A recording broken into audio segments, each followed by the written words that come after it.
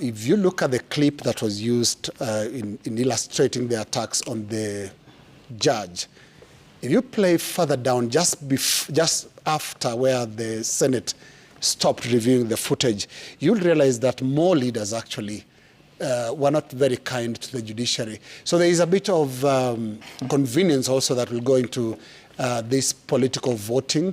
On the clip that was used, the former deputy president was not the only speaker who expressed himself, especially in terms of attacking the judiciary.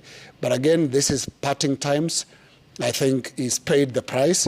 There are a few more people in the clip that will not pay the price, but he has paid the ultimate price.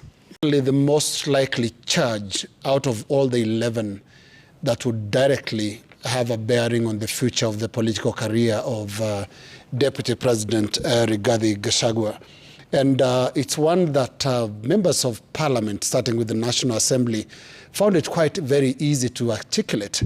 And even in the Senate, this is the low-hanging fruit, if I can call it that way, because this is one of the areas that the deputy president, now former deputy president, going by the result of the first charge, because as it goes, and the constitutional experts are in the room, Article 145, sub-article 7, actually presumes immediately that the deputy president ceases to hold office as soon as he is impeached, and that's the result of this vote. And the issue of the utterances around shareholding, you realize that that's where a lot of the strength of the motion mover was coming from. The vote you're going to cast at the moment is for charge allegation number 1, which is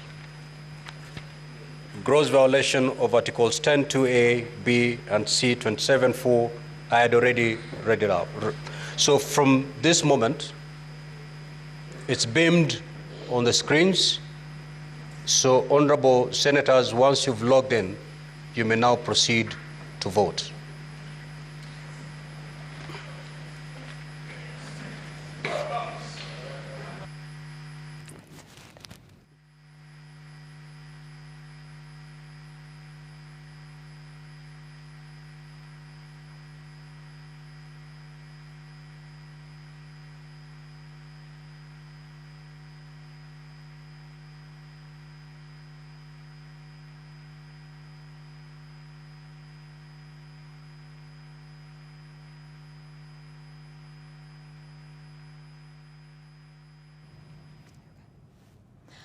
Right, so what you're seeing on your screens right now is the electronic voting process that is ongoing. Remember, all the senators present in the House will be voting electronically on each count.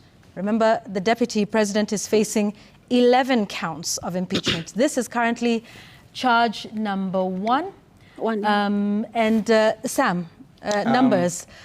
It's clear to say that the deputy president has been impeached. Yeah, 1 count. 53 have voted in support of that ground. Everyone has voted because the total is 66. It appears in the Senate. Yeah. You just needed 45, which is 2/3. 53 is 80%. Good. On that, Abdikadir, I just want us to understand, 11 counts, what is the threshold? How many counts does he need to be found guilty of for him to stand impeached? 1. Just that? Any single one. Yeah. Any single one. Because the motion could have just been one item. Yeah. There was no requirement for 2 items or 2 charges or 3 charges or 4, just 1. So what happens next now?